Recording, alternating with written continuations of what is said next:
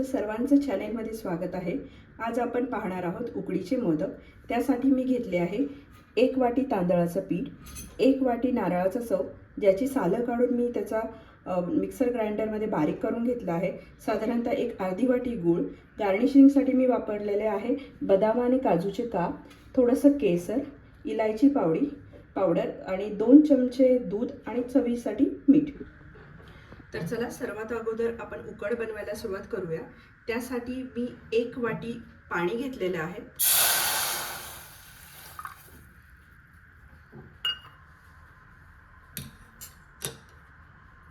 आपल्याला थोडं मीठ त्याच्यामध्ये टाकायचं आहे जेणेकरून आपल्या उकडीच्या मोदकाला थोडी चव यावी। त्याचबरोबर मी 1 चमचा तूप टाकणार आहे, त्याने उकड मऊ होते। आणि 1-2 चमचे दूध, ज्याने आपली उकड पांढरी शुभ्र दिसते। एक पाण्याला उकळी आली की आपल्याला त्याच्यामध्ये 1 वाटी तांदळाचं पीठ टाकायचे आणि साधारणतः 1-2 मिनिटे त्याला उकळून घ्यायचे आणि गॅसची फ्लेम बंद करायची। पाण्याला छान उकळी आली आहे तर आपल्याला त्यामध्ये हे टाकून घ्यायचं आहे। तांदळाचं पीठ टाकल्यानंतर 2 मिनिटं उकड छान शिजून घ्यायची आहे, व्यवस्थित हलवून घ्यायचे।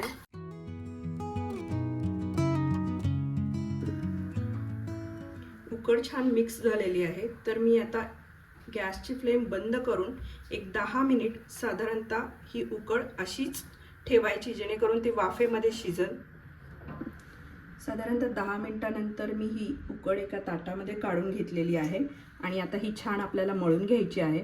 इनिशियली थोडीशी गरम राहते, तर तुमचे हात जर भाजत असेल तर तुम्ही वाटीच्या सहाय्याने मळू शकता।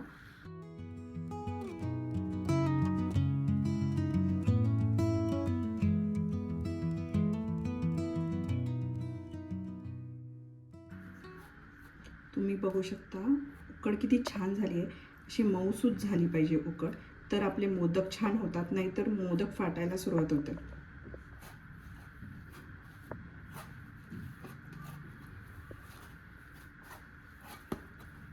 आता आपली उकड रेडी झाली आहे तर आपण सारण बनवायला घेऊयात। आता आपण मोदकाचं सारण बनवायला सुरुवात करणार आहोत। त्यासाठी मी एक कढई घेतली आहे। सर्वात अगोदर त्यामध्ये 2 चमचे मी तूप टाकणार आहे।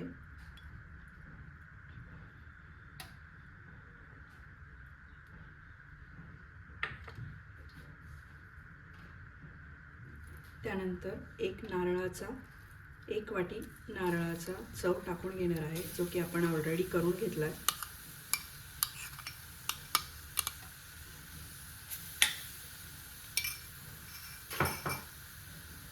तो आपल्याला छान परतून घ्यायचा आहे।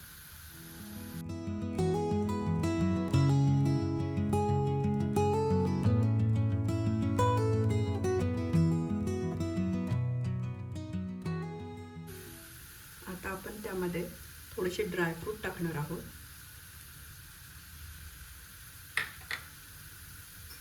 आणि एक साधारणतः अर्धी वाटी गूळ पावडर मी वापरली आहे। हे सगळं मिश्रण मिक्स करून घ्यायचं आहे।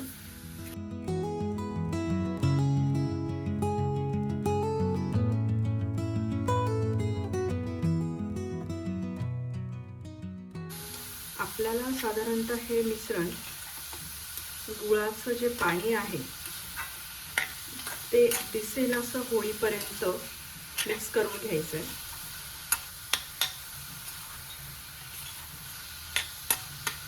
त्याचबरोबर मी वेलची पावडरही टाकून घेते।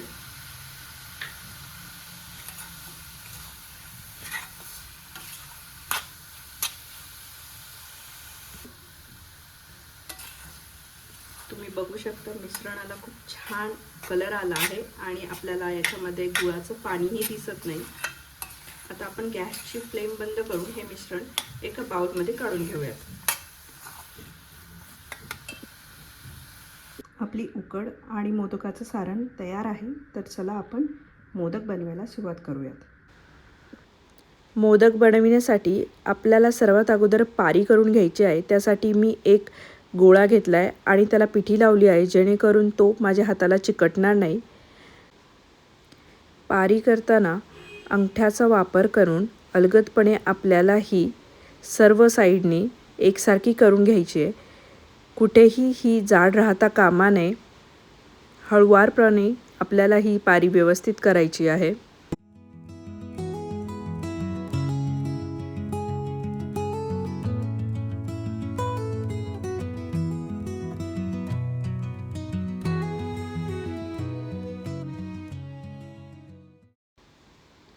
मी आतल्या साईडनी या पारीला थोडंसं पाणी लावून घेते, जेणेकरून कळ्या व्यवस्थित पडतील.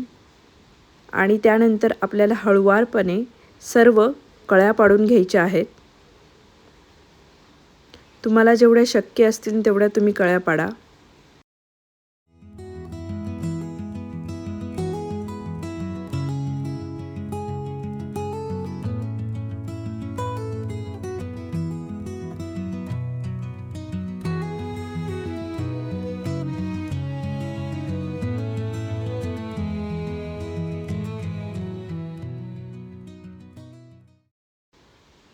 तुम्ही बघू शकता आपल्या सगळ्या कळ्या पाडून झालेल्या आहे. आता आपल्याला यामध्ये सारण भरून आपल्याला मोदकाचा शेप द्यायचा आहे त्याला.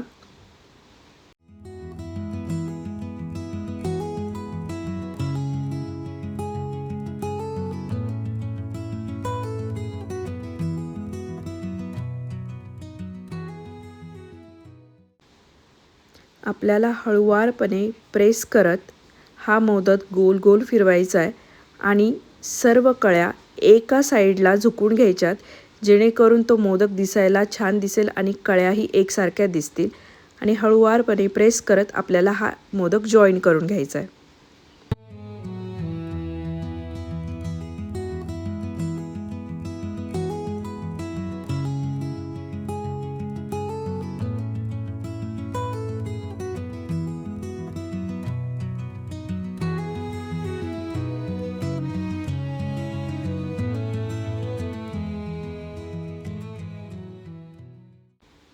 तुम्ही बघू शकता आपला मोदक किती सुरेख झाला आहे. त्याच्या कळ्याही खूप छान दिसत आहे आणि शेपही खूप छान झाला आहे. आता आपल्याला सर्व मोदक वाफेवर एक साधारणतः 10 मिनिट वाफळून घ्यायचे आहेत.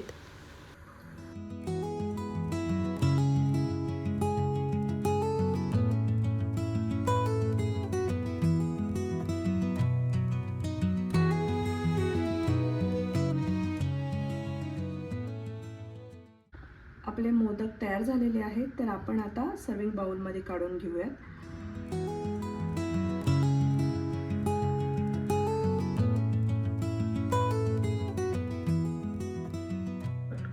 तुम्ही बघू शकता आपले मोदक किती सुरेख झालेले आहे आणि त्यावर केसरचा रंगही खूप छान सुरेख दिसत आहे. त्यातला एक मोदक मी तुम्हाला फोडून दाखवते.